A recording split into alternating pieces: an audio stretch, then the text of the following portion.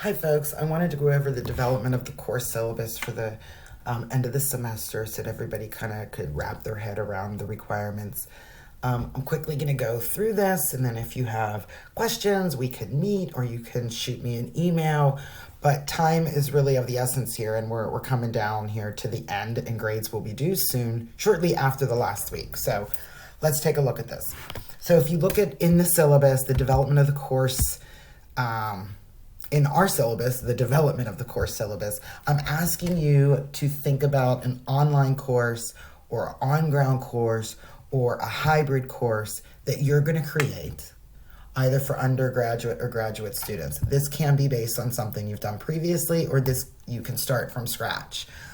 There are some resources on Blackboard, so you can go in and look at what I have for you, some examples, so forth and so on. But I wanted to go through and explain each one of these pieces so that you understand what I'm asking.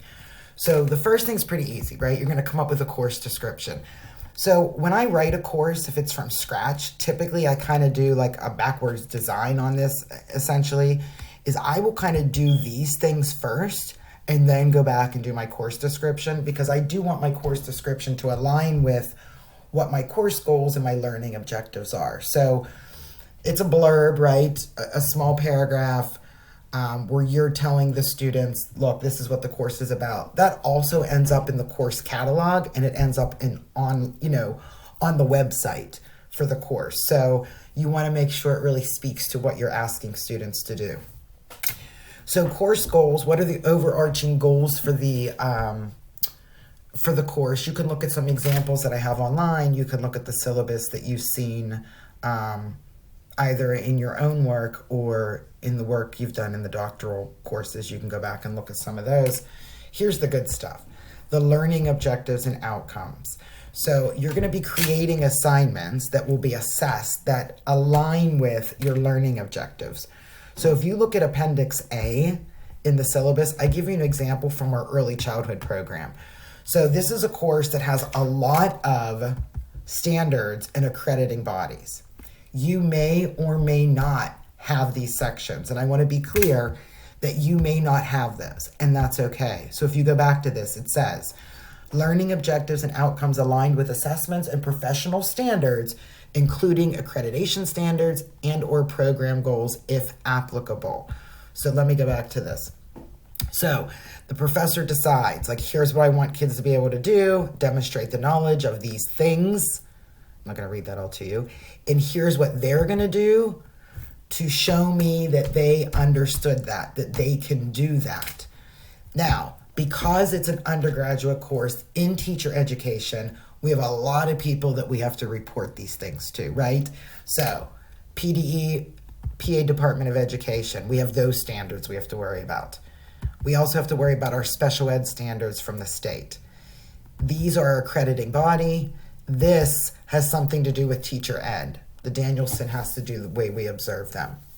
So that has to do with our middle states accreditation. So all of these are really to show that we're aligned across a program with our standards, and we're meeting the needs of that accrediting body or that state agency, which in this case is PDE.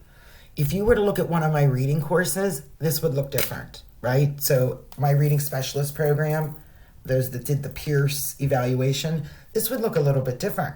So I would have, here's what I want them to do. Here's how they show me that they could do it. And I have some rubric, some check sheet, something, right, that I'm going to show whether or not students were able to do it. And then I would have here my PDE reading specialist standards.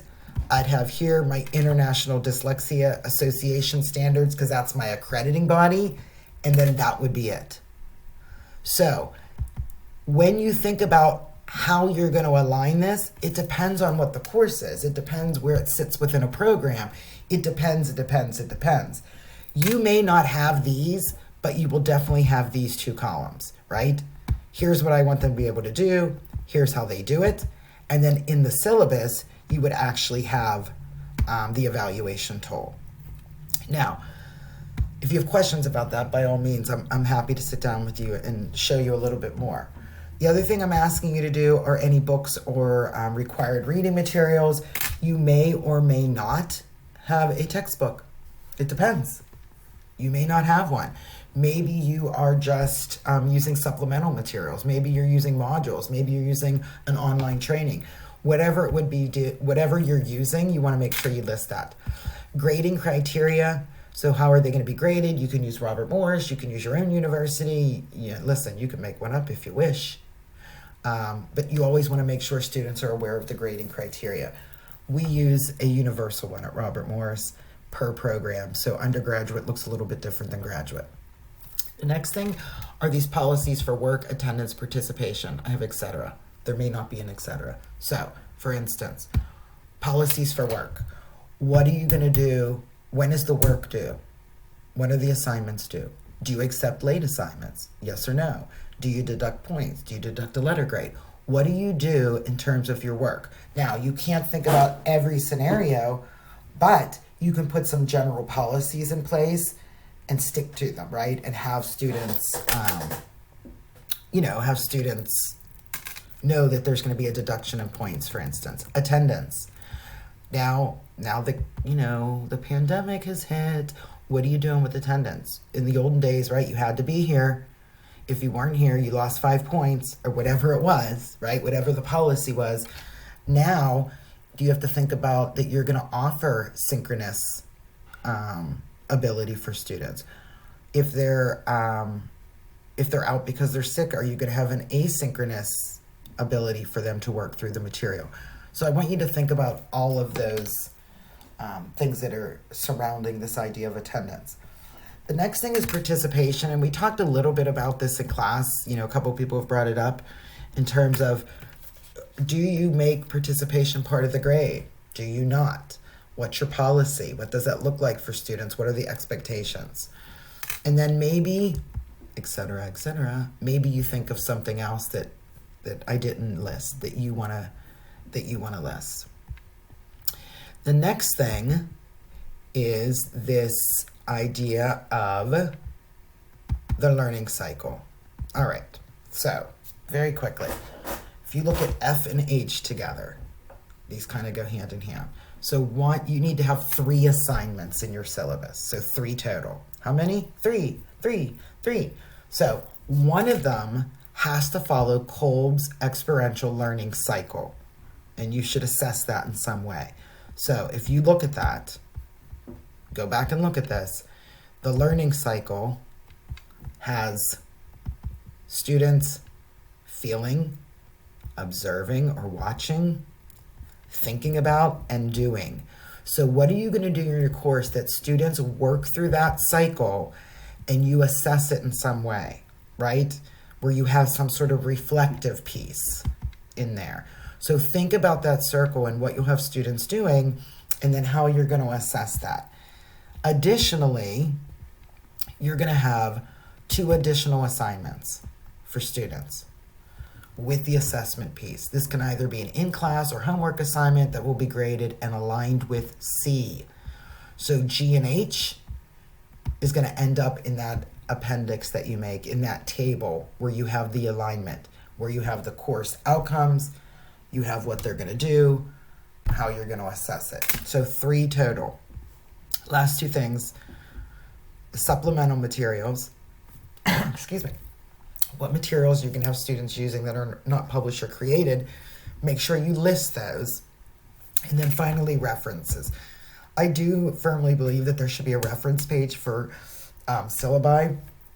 It didn't just come from thin air, right? Your ideas came from somewhere.